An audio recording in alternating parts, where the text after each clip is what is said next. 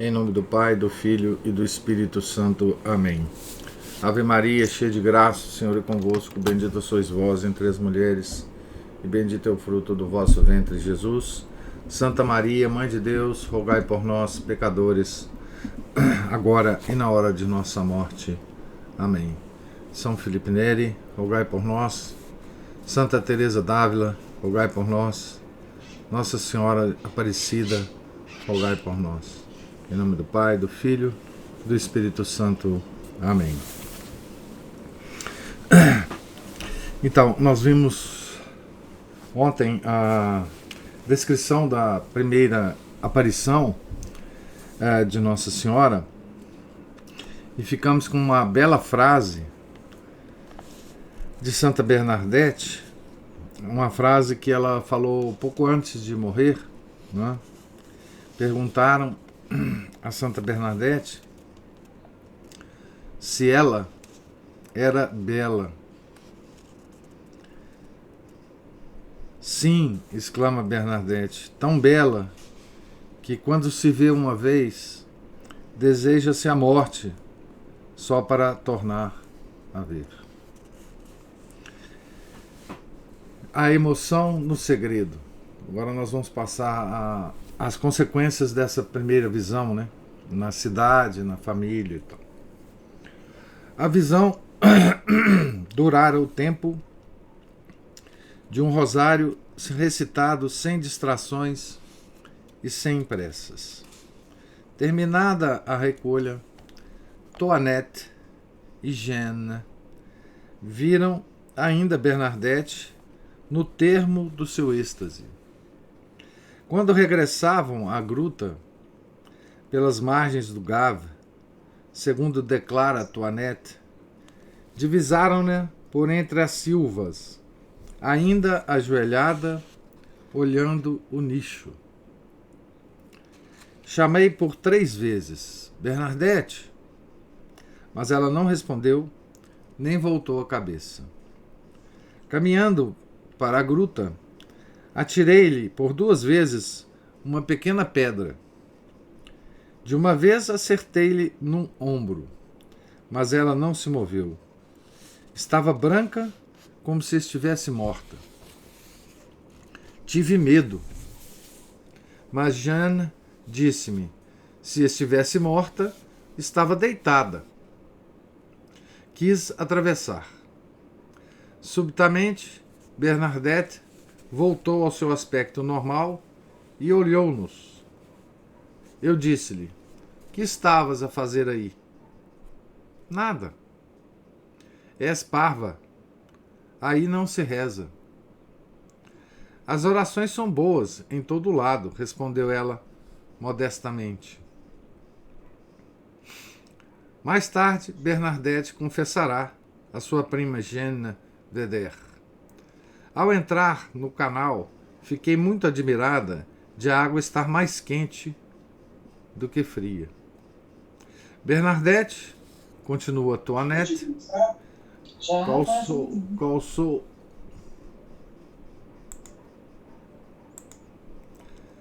Bernadette, continua Toinette, calçou as meias, sentada na rocha, parecendo não sentir frio.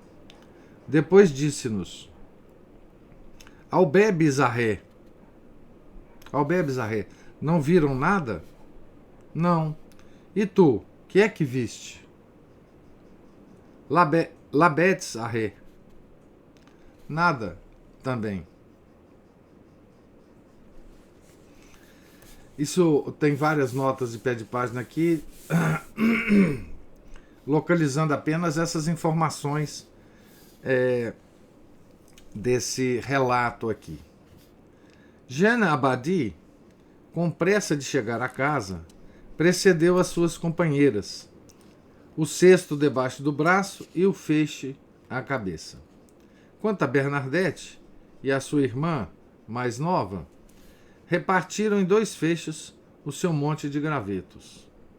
Mas com Jeanne, em vez de voltarem pelo prado, subiram a vereda a pique até a crista de Massabielle. Nessa subida, Bernadette parecia dotada de uma força e de uma agilidade surpreendentes. Eu vinha atrás dela com o feixe à cabeça, declara sua irmã, mas não pude subir. Deixei cair o feixe 3 vezes. Quando Bernadette chegou à estrada, deixou aí o seu feixe e veio buscar o meu. E eu disse-lhe então: sou mais forte do que tu, e não posso levar o meu feixe. Antes mesmo de atravessar a ponte Vier, Bernadette deu largas à sua admiração e à sua alegria. A aparição não lhe exigira segredo. Vi.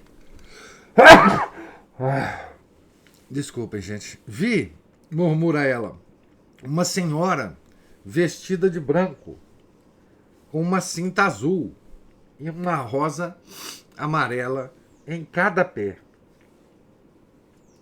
Por alturas do moinho de Save, as 2 irmãs sentaram-se um instante à borda do caminho. Meu Deus, suspirou Bernadette, como eu gostaria de voltar a Massabielle. Entre a Ponte Vieux e a rua de Petit Fossé, Bernadette mal falou. Toinette reparou que ela tinha o rosto diferente. Estava mais séria. Via-se que pensava em qualquer coisa. Chegando à casa, depuseram os feixes junto do muro do corredor, ao lado da porta. Foi ali também que Bernadette se demorou, temendo, sem dúvida, ter de se explicar em primeiro lugar. Toinette entrou sozinha no quarto onde o pai se encontrava ainda na cama. A mãe perguntou à filha se tudo tinha corrido bem, e esta respondeu-lhe que a colheita de lenha fora boa, que Jean Ballon dissera que ia vender os ossos e que, se a mãe dava autorização, iriam as 2 à casa de Alexandre Baron. Ao ouvir isso, a senhora Subiru apressou-se a pentear de novo os caracóis da filha. Esta, que estava impaciente por contar o incidente da gruta, tossiu para atrair atenção. Deu uma travada aqui, eu acho que voltou, né? Então a Toinette estava louca para contar o segredo, né? Que ela tinha recolhido da Bernadette, né? Então ela tossiu para chamar a atenção e nós estamos na página 95, Felipe. Estás tossindo, Toinette? Perguntou a mãe. Estás doente? Não, mas olhe, mãe, vou dizer-lhe uma coisa que Bernadette me contou.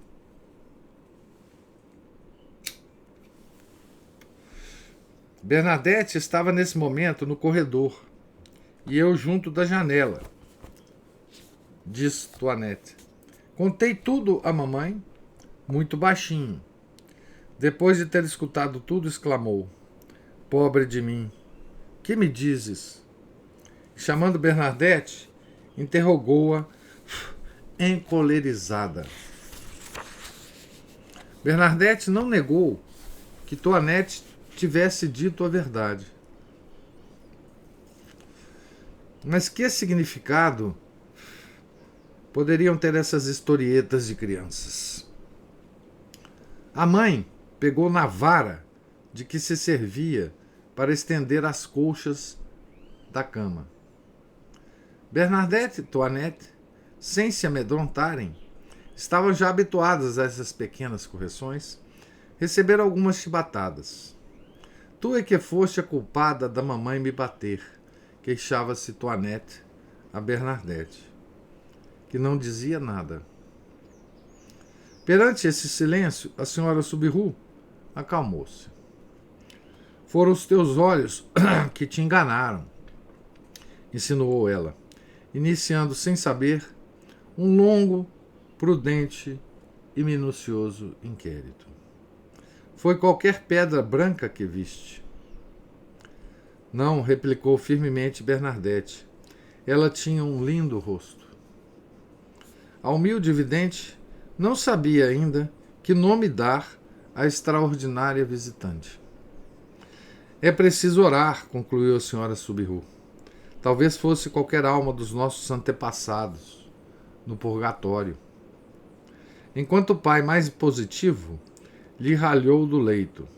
Já tu começas a fazer asneiras. Ele julgava, explica Toinette, que esta visão fosse algo de mal. A pequena vendedora de ossos. Só para pontuar aqui, né? Essa posição do pai e da mãe, ela resume um pouco a posição de todo mundo em relação às visões de Bernadette, né? Sobretudo nos primeiros momentos, né? A visão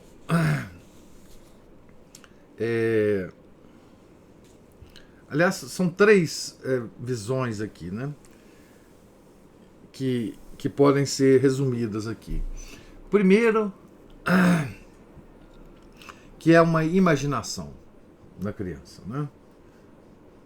Muito razoável essas três posições, hein? Muito razoáveis.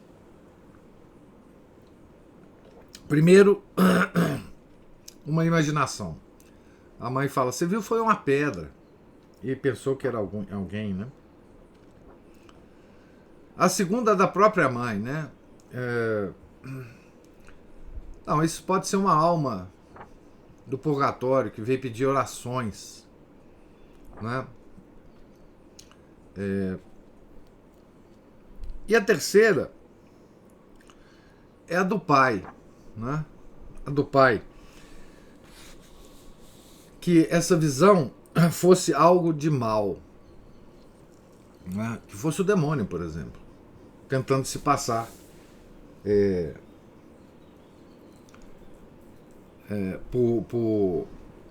por Nossa Senhora ou por alguém, né? Tá certo? Então essas foram as primeiras impressões da família, né?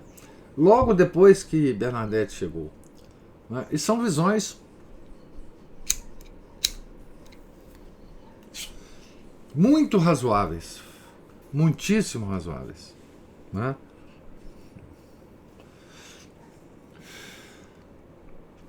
A pequena vendedora de ossos. Havia em casa já uma provisão de ossos. Às 3h30, Jeanne Ballon trouxe os que tinha vindo de Massabielle. Antes do cair da noite, saíram para proceder à sua venda à mulher do ferro velho. Esta comprou-os por 6 soldos, conta Jeanne. Compramos 1 libra de pão e fomos comê-lo para a casa do Subiru. Foi então que eu soube do que Bernadette vira na gruta. A amiga, né? Jeanne. Aqui diz assim, esses pormenores referentes ao regresso à casa, assim como os diálogos, foram consignados no inquérito da polícia, né? Depois de estar em êxtase, durante o tempo de 54 Ave-Marias, a pobre pequena do segredo voltou à terra. Na sua vida de indigente, nada parecia ter mudado, mas no seu coração tudo se transformara. Nessa mesma noite, dirá ela, alguns dias mais tarde, ao chefe da polícia urbana, rompi a chorar durante a oração familiar.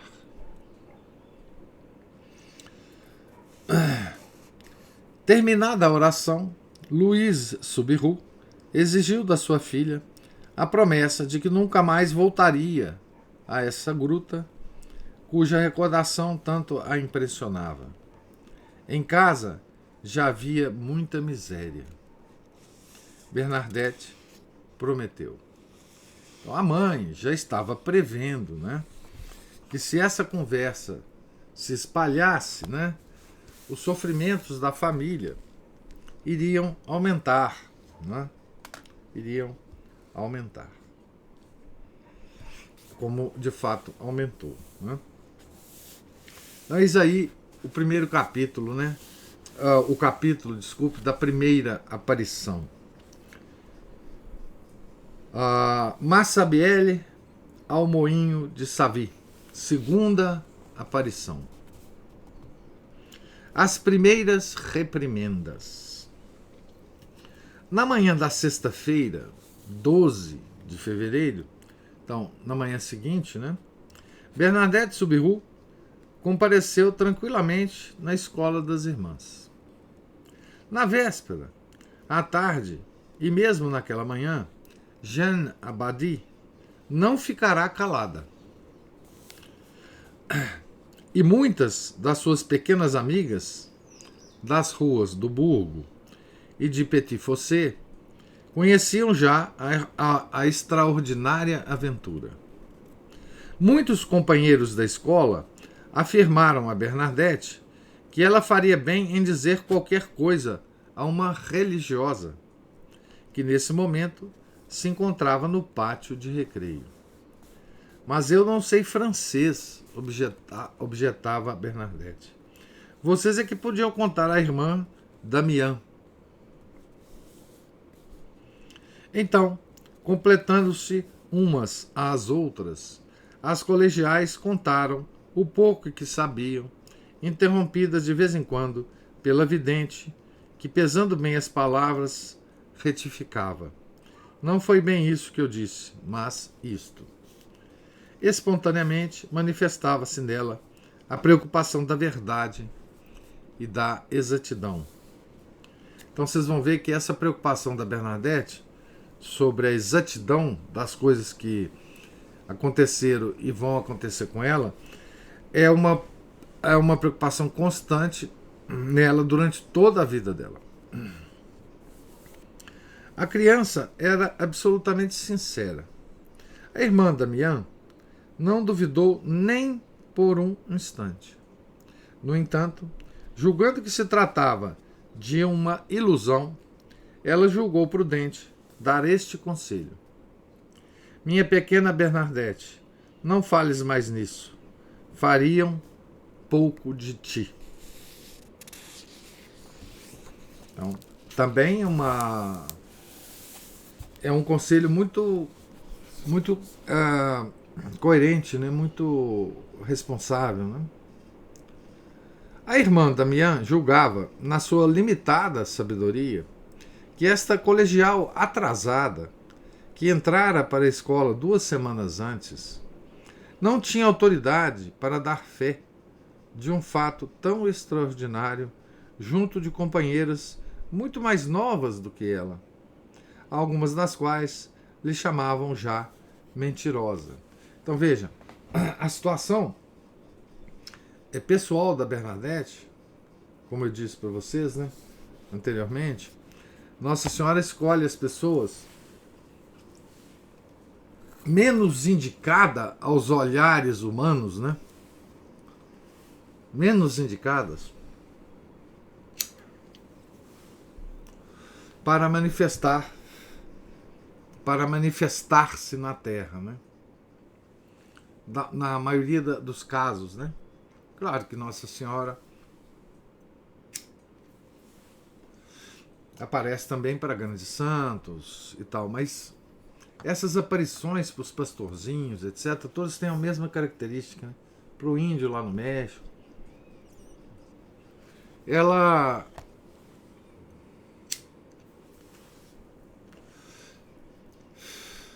escolhe um mensageiro que aos olhos humanos está muito abaixo da mensagem, né? Aos olhos humanos, alguém poderia dizer, poxa, mas por que Nossa Senhora escolheu a fulana, né? Por que não escolheu uma personalidade, por exemplo, da cidade, né?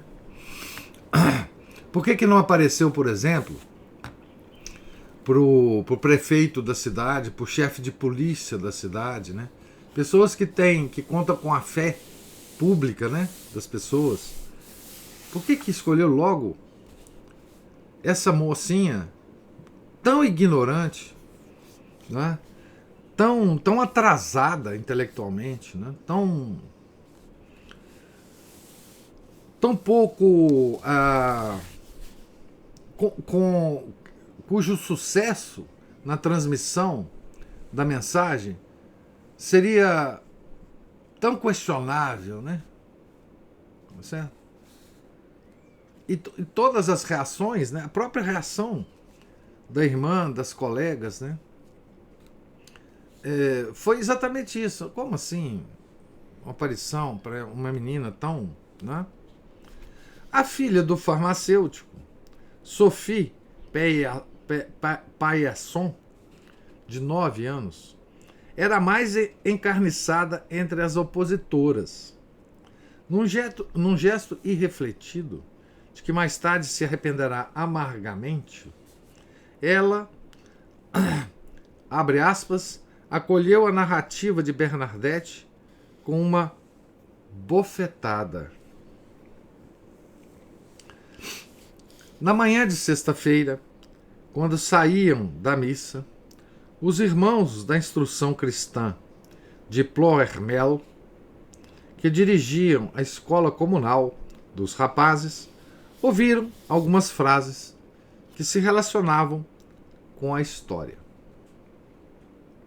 Mas não tardaram a ficar plenamente esclarecidos sobre o assunto. Aqui uma descrição, né?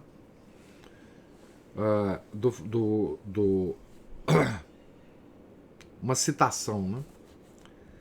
Tinha na minha classe Jean-Marie Subiru, irmão de Bernadette. Aqui a nota explica que Jean-Marie Subiru tinha 6 anos e 9 meses neste momento, né? Declara o irmão Léobard Bourneuf. A primeira aparição teve lugar numa quinta-feira. Na manhã seguinte, quando Jean-Marie entrou na sala, disse-lhe: diz a tua irmã, que eu gostaria muito de a ver. Bernadette veio ver-me no mesmo dia à tarde e contou-me tudo quanto se passara na gruta. Reações do pároco. Então aqui nós vimos a reação da família e a reação das colegas na escola, né? Agora, reações do pároco. É inconcebível que um rumor que tratava de uma visão só chegasse aos ouvidos do clero paroquial às primeiras horas de sexta-feira. O certo, porém, é que no dia seguinte, se bem que houvesse grande afluência ao confessionário do padre Pomian, por causa das 40 horas, aquela devoção das 40 horas, né? Bernadette, aconselhada sem dúvida pela mãe ou pelas irmãs, apresentou-se também ali. Caía a noite. Contou ao padre o que tinha visto em Massabielle. Aqui tem uma nota dizendo assim: eis o testemunho de Mademoiselle Perrard de Lourdes, depois irmã Eleonor das filhas de São Vicente de Paula. Abre aspas. No sábado, 13 de fevereiro, fui ao confessionário do padre Pomian. Bernadette estava lá, falando muito alto e contando a sua visão. Então é um relato, né? Contou ao padre o que tinha visto em Massabielle. E o confessor não opôs qualquer objeção a esta confissão. Somente aconselhou a essa pequena indigente, que lhe confiava no seu dialeto uma coisa tão extraordinária, que se dirigisse ao pároco. Bernadette, receosa, preferiu que ele lhe falasse primeiro. E o padre expôs os fatos no presbitério nessa mesma tarde. Pomian expôs os fatos sem tomar partido. Peyramale, que era o pároco, né? Pessoa idônea, que pretendia, e com razão, ocupar-se de tudo quanto dizia respeito à religião da sua paróquia, pareceu surpreendido pelo fato de esse primeiro vigário, cujo zelo e inteligência apreciava, prestasse atenção a tais criancices. O segundo e o terceiro vigários foram informados na tarde de domingo. O padre Serra, pouco inclinado a misticismos, deu uma breve gargalhada. O padre Penn, jovem sacerdote de 25 anos, recentemente chegado à paróquia, gostaria de arriscar algumas reflexões, mas julgou mais prudente conter-se. Quando perguntaram a Pomian, que é o padre que recebeu a confissão, né, qual era o aspecto da criança que ele dissera chamar-se Bernadette Soubirous e habitar na miserável rua de Petit Fossé, confessou que, no confessionário, vira apenas uma vaga silhueta, e que era incapaz de a reconhecer, mesmo nas carteiras do catecismo, onde ele não a tinha ainda discernido nem interrogado anteriormente. Então, agora, o clero já sabia, né? E teve essa impressão inicial que vocês acabaram de saber, né? Então, o padre Pomian, que recebeu a confissão, teve uma atitude absolutamente razoável, né? Ele não opôs objeção nenhuma à visão, enfim, não desaconselhou ou aconselhou nada a Bernadette sobre a questão, né? Levou, então, ao pároco e aos outros presbíteros, né? E as reações foram essas que eu acabei de ler, né? Na manhã do domingo gordo.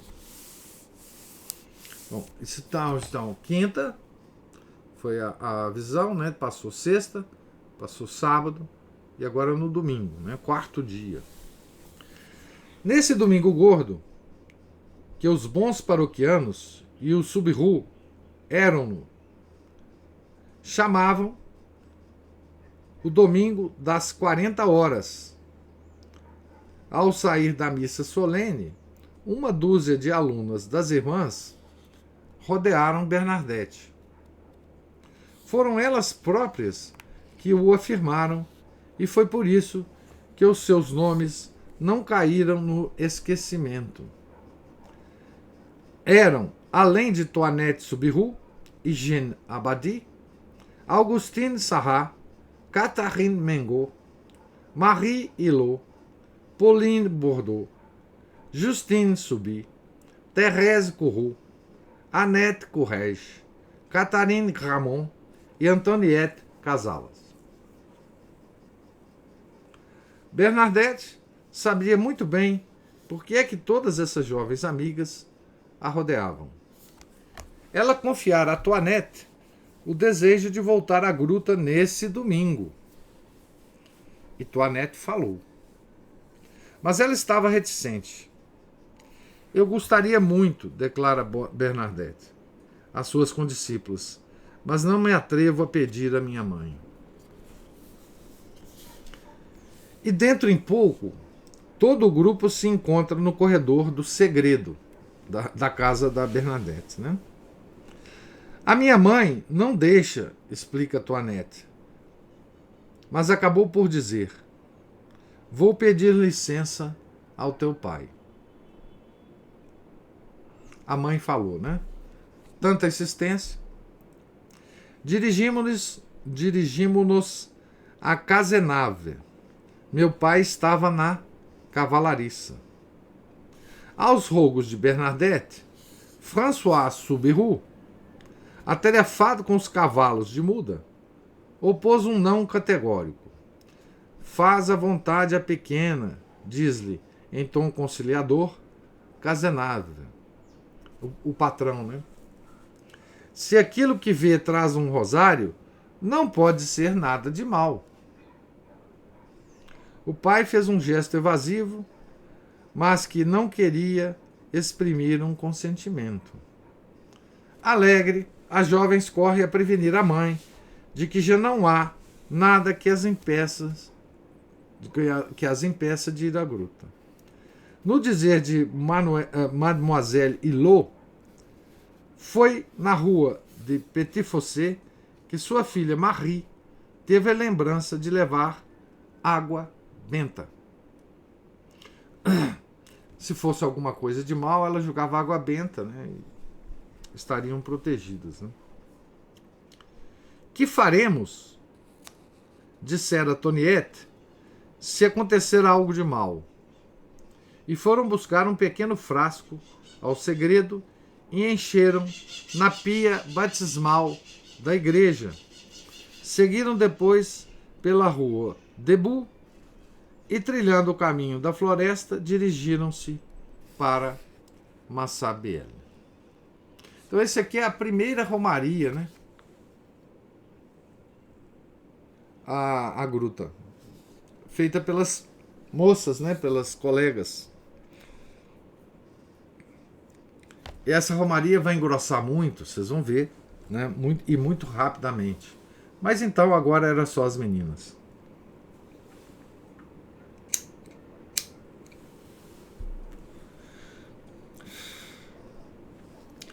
Pelo caminho, outras colegiais juntaram-se a Jeanne Abadie, que vinha mais atrás. Éramos umas 20, declara modestamente Toinette, e quase todas mais velhas do que eu. Caminhavam, assim divididas em dois grupos, um pouco inquietas com o que iria acontecer, embora, sem o confessar, curiosas de verificar se Bernadette falara verdade. Foi essa, acabei de dizer isso, né? Foi essa a primeira peregrinação à gruta de Massabielle. 1858, né?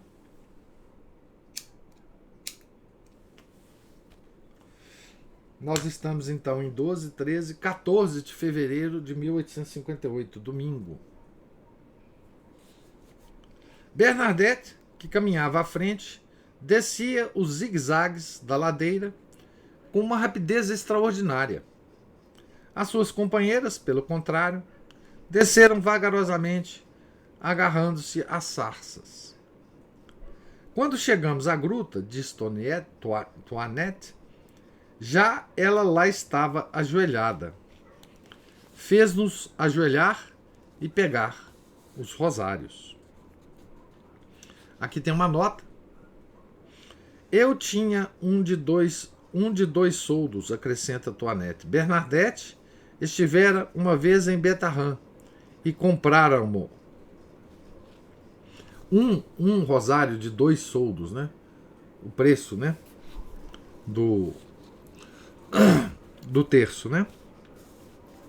A segunda aparição e as 2 fases do êxtase.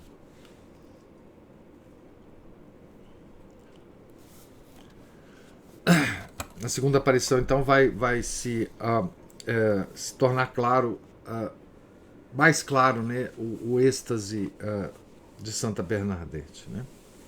A aparição ia dar-se de novo, e nesse dia o êxtase teve duas fases. Ao fim das primeiras 10 contas do rosário,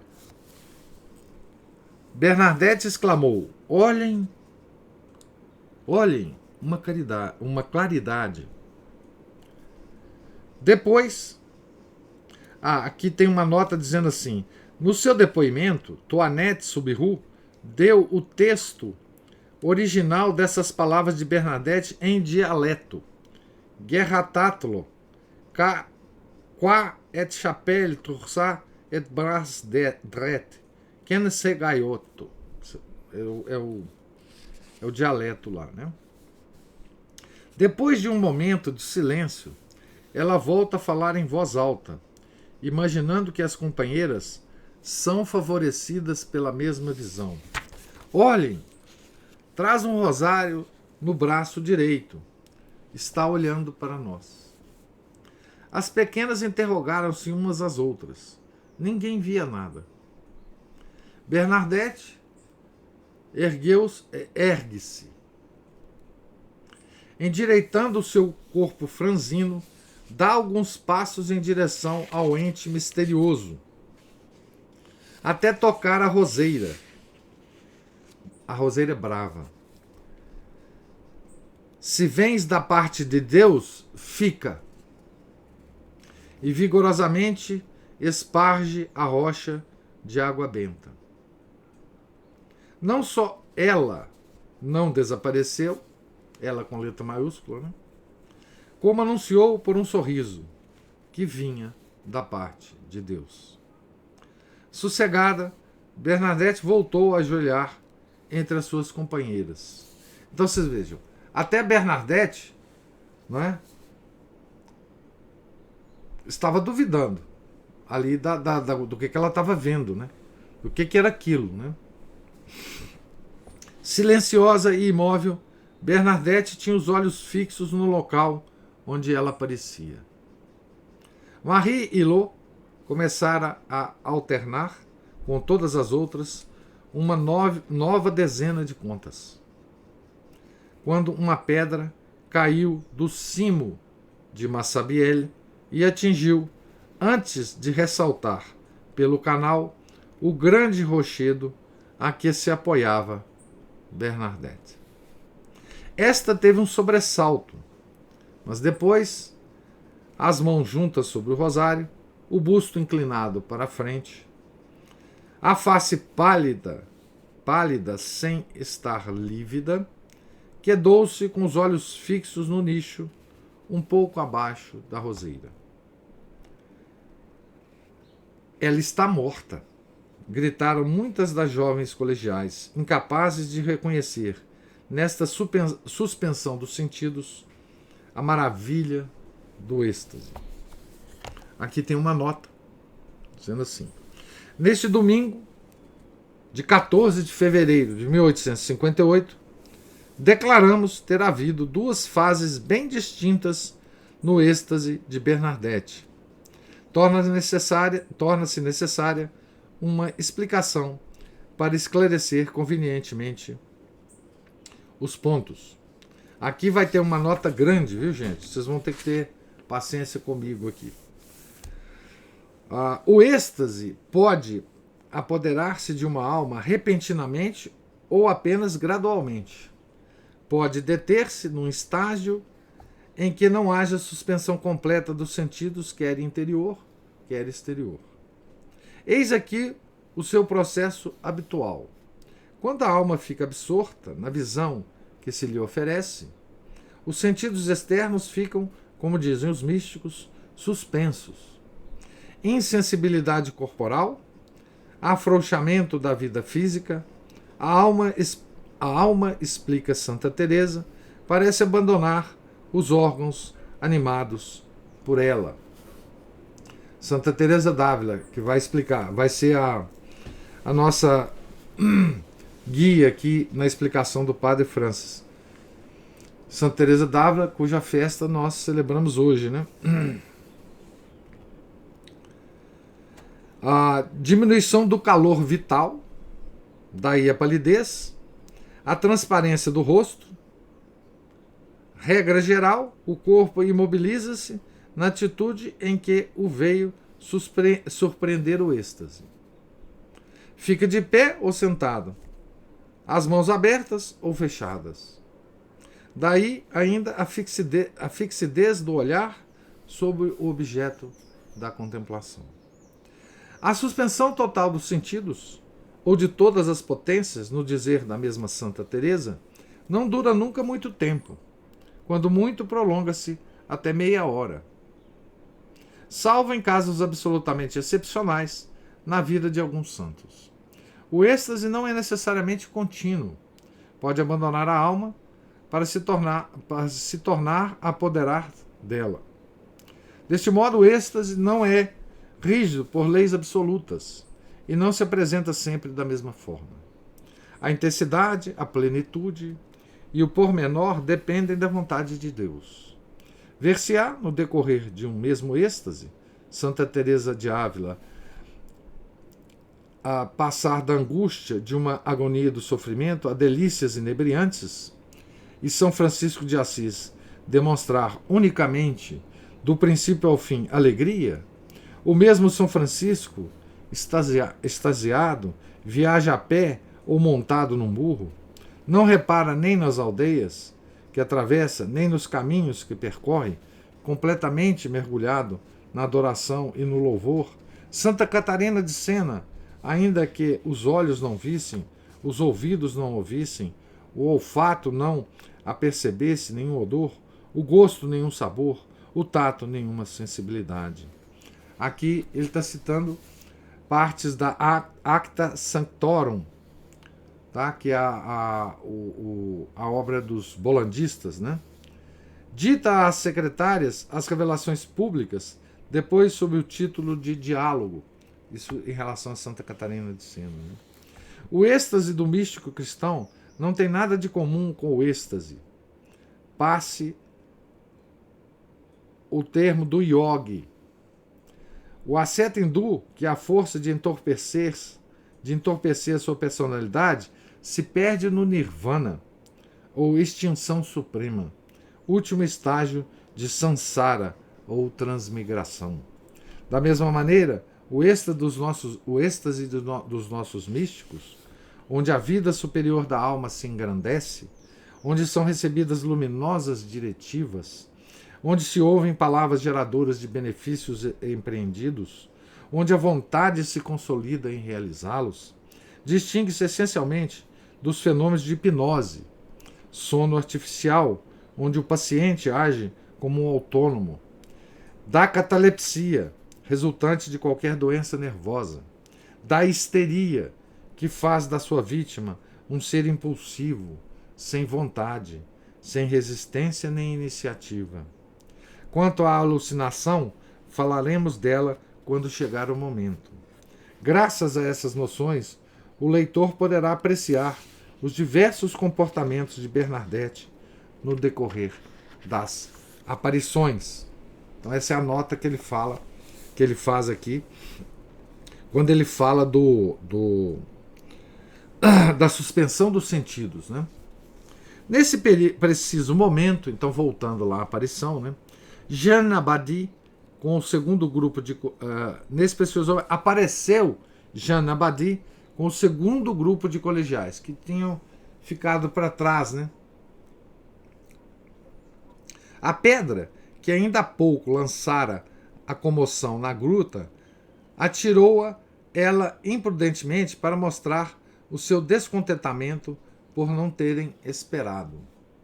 Oh, Jeanne, exclamaram as outras, tu mataste Bernadette. Mas Jeanne viu muito bem que Bernadette, assim ajoelhada, não podia estar morta. O seu rosto, contou ela, estava iluminado. Todas as outras choravam, e eu fiz como elas. Como salvar essa pobre Bernadette? Chamam-na pelo nome. sacodem-na. Bernadette fica insensível e continua a sorrir. Decidem transportá-la. Não o conseguiremos, declara Jeanne Abadie. O declive era um obstáculo muito difícil de transpor. Por conseguinte, não havia nenhuma outra solução, pois o canal, agora cheio, era intransponível. Então estavam querendo salvar a Bernadette de uma possível morte, né? Temendo ver morrer a sua jovem amiga, desorientadas, algumas das colegiais escalaram a encosta de Massabielle e precipitaram-se para o moinho de Savy, enquanto que Jeanne, deixando Toinette junto da irmã, corre rapidamente ao segredo a prevenir o Subiru. Olha que coisa, né? São aproximadamente 12h03. Mademoiselle Nicolau e sua irmã Anne-Marie passeavam próximo do moinho. Abordadas pelas pequenas, resolvem descer a gruta e procuram também trazer consigo Bernadette. Em vão. Então, a moleira pensa no seu filho, Antoine, um rapagão de 28 anos. Poderá conseguir o que parece impossível para elas. As duas mulheres voltam ao moinho, onde Antoine se prepara para ir para a cidade festejar o carnaval. Eis aqui o seu trágico e magnífico testemunho em toda a sua simplicidade e sinceridade. Aqui o depoimento, né,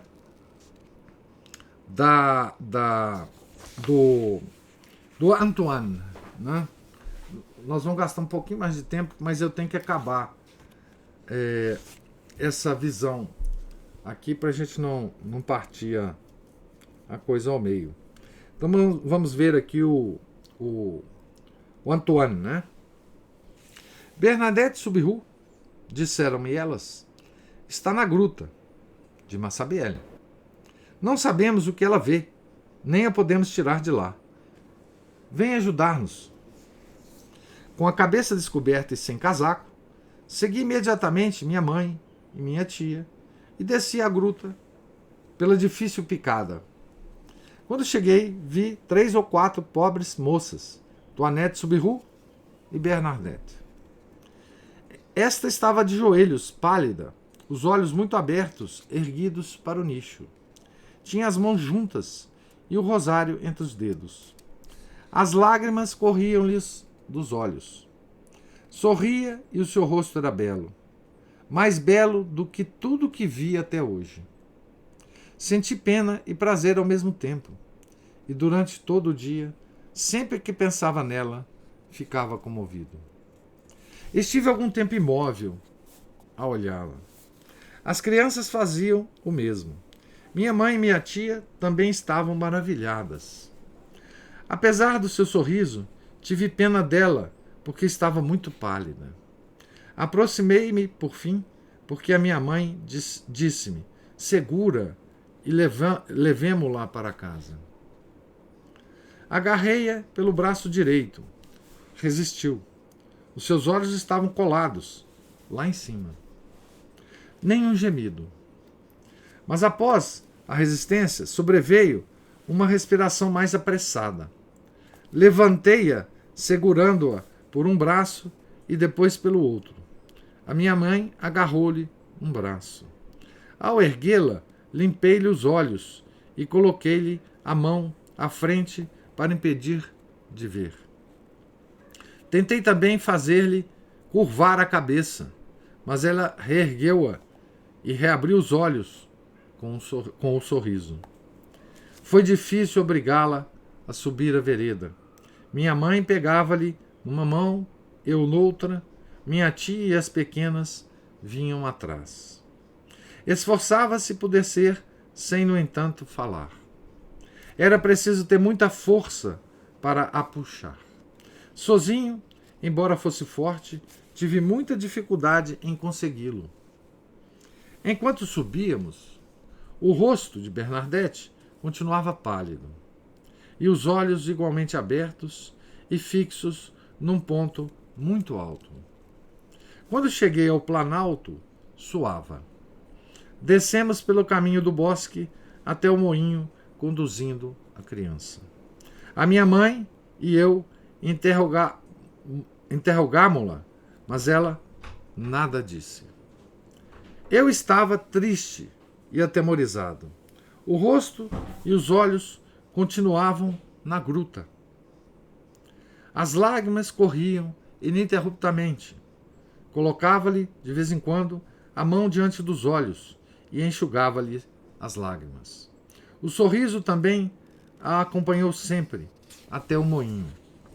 Ao entrar, logo no limiar da porta, baixou os olhos e a cabeça, e a cor voltou de novo ao rosto.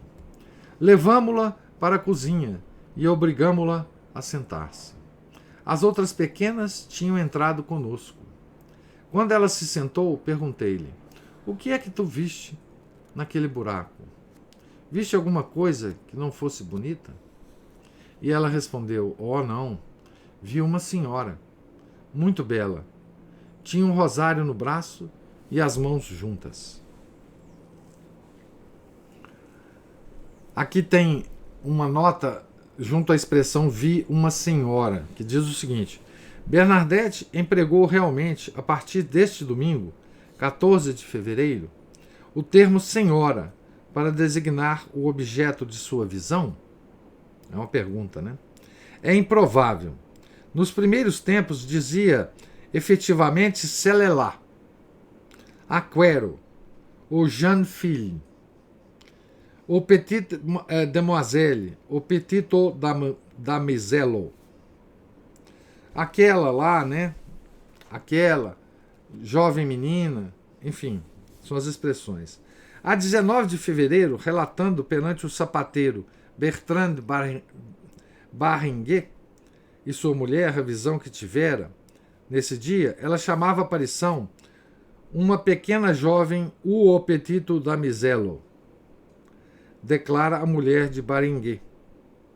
Alguém depois insinuou, na presença de Bernadette, que o termo dame seria mais conveniente, e Bernadette passou a denominar a aparição de a senhora.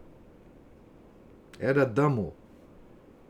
Compreende-se que as testemunhas conservassem essa última denominação que devia substituir todas as outras. Então, aqui vi uma senhora muito bela, tinha um rosário no braço e as mãos juntas. Bernadette, ao dizer isto, juntou as palmas das mãos uma contra a outra. Dirigi-me imediatamente à cidade e passei pela casa da sua madrinha, a tia Bernarde, que tem uma estalagem. Contei-lhe o sucedido e ela disse: meu Deus, que pensará essa criança? Entre o atirar a pedra pela impulsiva Jeanne Abadie e a chegada ao moinho de Save, Bernadette esteve em êxtase, sem se dar conta de nada, nem demasiada porque sorria, nem em estado cataléptico, nem desmaiada, desculpe, porque sorria, nem em estado cataléptico, visto que, uma vez de estar reduzida à imobilidade de um cadáver, ela caminhava e resistia àqueles que a queriam afastar da gruta, mas em êxtase. Para ela, o tempo e o espaço tinham deixado de existir. Não saberia dizer se a visão durara 1 hora ou 1 minuto. E quando saiu deste êxtase, ficou muito admirada por se encontrar na casa dos Nicolau. Até este momento, a aparição não cessara de lhe estar presente, ou porque o êxtase tivesse continuado a despeito do afastamento, ou porque, na realidade, a senhora, deslocando-se ao mesmo tempo que Bernadette, subiu a encosta e o planalto de Massabielle para desaparecer junto ao moinho de Save. Então, essa é a segunda aparição, né? E aí, com muito mais gente, né? E com muito mais repercussão, né? na cidade, enfim. Essa segunda aparição vai realmente desencadear várias coisas, né? Porque foi simplesmente visto por muita gente, né? E vocês notem que as pessoas que não estão, né, acostumadas com esses fenômenos, né, místicos, a reação natural é de preocupação mesmo, né? Ver uma pessoa completamente pálida, né? Completamente paralisada, com o olhar fixo, etc. É realmente atemorizante, né? Essa situação, né? A Aline diz assim: estou imaginando essas crianças com confiança unicamente na água benta. Exatamente. Como as delícias celestiais são passadas por traços de beleza e vontade de chorar. É porque, na verdade, esses êxtases são verdadeiras tomadas, né, de consciência da pessoa, e todo o aparato corporal, né, de sentimentos, de tudo, se aflora, né? Então o choro de alegria, né, o choro de emoção, dessa fase de êxtase, né, é muito comum, né? A pessoa fica aterrada, né, com a visão, né? Então essa é a segunda aparição de Nossa Senhora, né? Fiquemos com ela aqui então na nossa cabeça para o nosso dia, né? Essa quinta-feira, né? Dia de Santa Teresa d'Ávila, né? Considerada por muitos, né, na igreja, por muitos teólogos, muitos leigos, muita gente do clero, né, como a maior mística da história da igreja, né? Então, hoje é a festa de Santa Teresa, né? Vou aguardar aqui, o Felipe tá digitando. Se alguém tiver alguma outra observação. Gostei muito da nota onde o autor descreve as características dos êxtases dos santos. O Padre Francis não é qualquer um, né? E ele se baseia justamente em Santa Teresa, né? E dá outros exemplos, né? De Santa Catarina de Sena, enfim. Ontem nós vimos uma coisa curiosa, né? Foi ontem que nós vimos, já nem mais lembro, né? Que o êxtase, alguns êxtases de Santa Teresa, né? Ela manifestava total controle sobre as coisas materiais, né? Enfim, o êxtase do místico católico não é aquela coisa do hindu, né? do budista, enfim, né? É um êxtase, fazer panquecas, né? Fazer panquecas, jogava a panqueca para cima, né? No tacho lá. Mas assim, através dessas biografias a gente vai aprendendo um pouquinho, né, da mística católica, né, para as nossas vidas, né? Essa mística que hoje não é conhecida por mais ninguém, né, católicos, principalmente nós leigos, né? Nós não temos esse hábito dessas leituras, né? Então por isso, e o Padre Francis ele vai chamar muita atenção, né? Porque ele no processo todo, né? Principalmente do clero, né? Vai se passar por todas as fases do discernimento dos espíritos, né? O que é aquilo que está acontecendo, né? E nós vamos acompanhar para ver como é que a igreja trata desses assuntos, né? Ou tratava desses assuntos de êxtase e de aparições enfim, nós vamos ficar bem conscientes, né, do cuidado que a igreja tem, enfim, de todos a enfim, de toda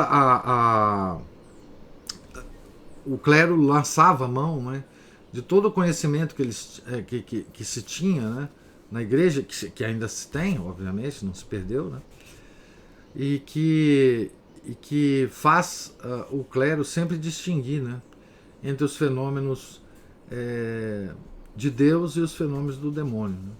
Isso se chama discernimento, né, se discernir o que está acontecendo, né.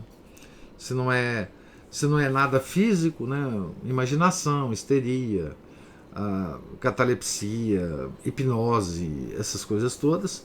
E se mesmo não sendo essas coisas todas, se não é uma aparição demoníaca, né? Certo? Então é preciso andar com calma, né? A Aline fala, bem como o senhor fala, conhecer a igreja para amá-la. A gente só pode conhecer, só pode amar a igreja se a gente conhece, né?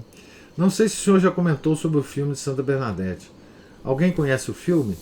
Eu não assisti, não. Eu tenho ele aqui, mas não assisti, não. Eu não gosto, enfim. O filme já passa por um outro filtro, né?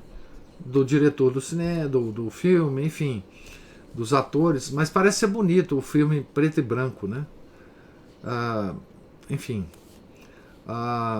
Tem o filme A Canção de Bernadette também. Enfim, é um evento muito conhecido, né? Mas eu prefiro me ater aos documentos escritos, né? Aos livros, né? Pois é, não tem nenhum desses detalhes do livro. É porque fazer filme é diferente de escrever um livro, né? Você tem limitações técnicas do filme, você tem limitações de várias naturezas, né? E você tem um tempo para contar a história, né? O livro você pode escrever quantas páginas você quiser e ser o mais cuidadoso possível, etc., né? O filme é mais complicado mesmo. O filme é bom, é claro, desde que você conheça a história, né? Rever as cenas, ficar com certas imagens bonitas, né? Na imaginação da gente é interessante, né? Mas eu gosto mais de e tem algumas inserções nos filmes, né? Que de alguma forma, enfim, modificam um pouco as coisas, né? O próprio Paixão de Cristo, que nós já exibimos aqui na associação, né? E já comentamos, enfim. Eu pensei, após a leitura do livro, assistir o filme e tentar perceber. Sim, claro. Eu não estou dizendo que não é para não assistir o filme, né? E o filme é sempre menos trabalhoso, né? Por isso que a gente tende a ver mais vídeos no YouTube do que ler livros, né? Porque exatamente é menos doloroso, né? É mais prazeroso, né? Enfim. Mas nada contra esses filmes, principalmente os antigos. Os novos não, né? Mas os antigos, né? Assim, bons tempos aqueles, Ana Paula diz, bons tempos aqueles que se passavam antes, filmes na sessão da tarde. Exatamente. Esses filmes na sessão da tarde, né? Tinha mesmo a sessão da tarde, né? Bom, de qualquer forma, né, esses filmes conseguem divulgar de uma maneira ou de outra, né, essas histórias maravilhosas, né? E claro, alguns que veem os filmes acabam chegando aos livros também, né? Que é uma coisa boa também, né? Mas há filmes maravilhosos, há documentários incríveis, né? Há um documentário, por exemplo, da TV espanhola sobre Santa Teresa, que é uma coisa extraordinária, né? Coisa extraordinária. São 5 ou 7 capítulos sobre Santa Teresa, que a atriz, inclusive, é maravilhosa, né? Assim, de papel, Então, assim, esses filmes são ótimos, né? Mas, assim, de histórias como a de Santa Bernadette, é bom que a gente tenha o conhecimento da história mesmo, né? Para apreciar até mais o filme, né? E para perceber certas inserções que ali foram feitas para enfim, para emocionar mais, para cativar mais a plateia, mas não está bem exatamente correto, mas enfim, né? Bom, pessoal, Deus lhes pague aí a presença e a paciência, tá certo? E amanhã, se Deus permitir, nós estaremos aqui lendo a repercussão, então, dessa segunda aparição, tá certo? Tenham todos um santo dia. Em nome do Pai, do Filho e do Espírito Santo. Amém. Ave Maria, cheia de graça, o Senhor é convosco. Bendita sois vós entre as mulheres, e bendito é o fruto do vosso ventre, Jesus. Santa Maria, Mãe de Deus, rogai por nós, pecadores, agora e na hora de nossa morte. Amém. Santa Bernadette, rogai por nós. São Felipe Neri, rogai por nós. Santa Teresa d'Ávila, rogai por nós. Nossa Senhora de Lourdes, rogai por nós. Em nome do Pai, do Filho e do Espírito Santo. Amém.